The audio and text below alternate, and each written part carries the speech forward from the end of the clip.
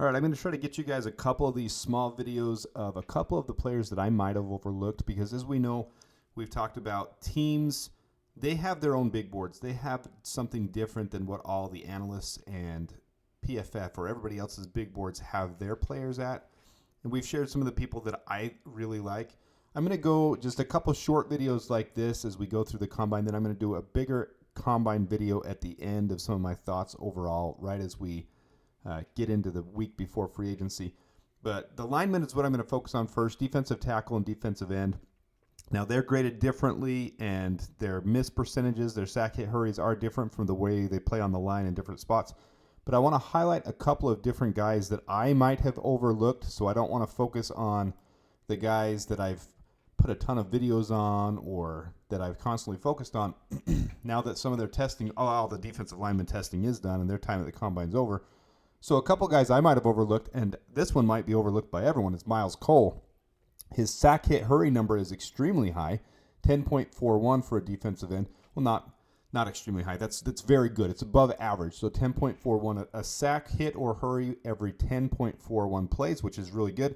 Missed tackle percentages is up there, but it's right in line with other star players, Dallas Turner and those guys. Those all have similar missed tackle numbers. You get that a little bit more on the edge because you're coming off the edge. You're not in the middle where it's easier to wrap up one of those tackles. 4 sacks, 0 forced fumbles, but right now he's projected as a late 7th rounder, somewhere between 220 and 260. So someone that everyone might have been overlooked. He's the highest RAS score of any defensive lineman in the combine. In the combine this year of 2024, 9.96 grade. And we know the Bears like those high RAS numbers, those athletic freak numbers. A couple other teams too. But his height, 6'6", his weight, 278. He is all around just a physical specimen of what you wanted a defensive end, especially when he can run a 40-yard dash of 4.67. His 20-yard split's just as good. So someone that I might have overlooked, it'll be interesting to see now as we go into the draft. Did we misplace them on our boards? Did we have these guys off?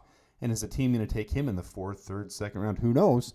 We'll see come draft time. But this is what's interesting to me when we get through the combine, is seeing stuff like this where we might have overlooked some of these players because they didn't flash or pizzazz or show as much in the season, and maybe we weren't seeing them, but teams with their 40 scouts might have been seeing these guys and saying, hey, we like his burst, we like his get off. That's going to translate well to the NFL. It's going to be interesting to see how he comes into the draft.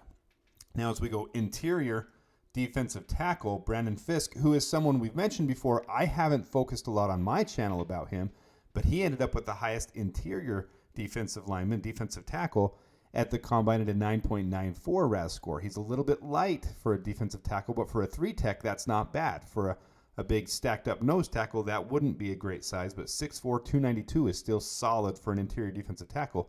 But a 4.78 40 for the interior, and his burst, 20-yard split, 10-yard split, those are all phenomenal grades for an interior defensive tackle. His vertical, his broad, which aren't as important, but shows his athleticism. He's still getting 10.26 sack hits or hurries, so 1 every 10.26 play. Missed tackle percentage is lower, which it should be coming on the interior of the defensive line, but it's right in line with those top guys. So he's projected for a late 2nd rounder.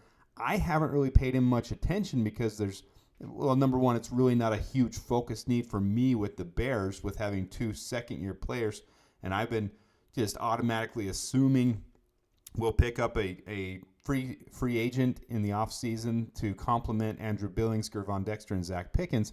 But it's not us out of the realm if we see a player like this and if we get the extra draft capital and he falls right to the right spot for us, early 3rd round, something happens and he's got this athletic freak scale. Hey, who knows? It's someone I might have overlooked. So just want to highlight a couple of those guys that I might have overlooked, guys that are really showing out at the combine. There's other scores and grades for the guys that I've liked and highlighted. I'm going to do a bigger video at the end of the combine for those guys. But for now, these are a couple guys I might have overlooked, a couple guys you guys might want to have a look at and might find interesting. So until next time, bear down.